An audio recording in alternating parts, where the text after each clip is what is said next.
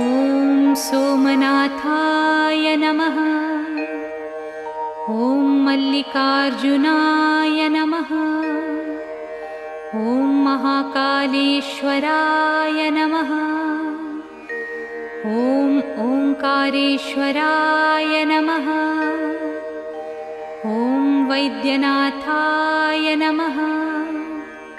ॐ भीमशङ्कराय नमः। ॐ रामेश्वराय नमः। ॐ नागेश्वराय नमः।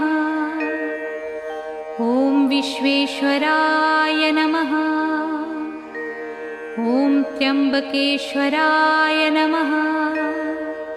ॐ केदारेश्वराय नमः। ॐ भुस्मेश्वराय नमः।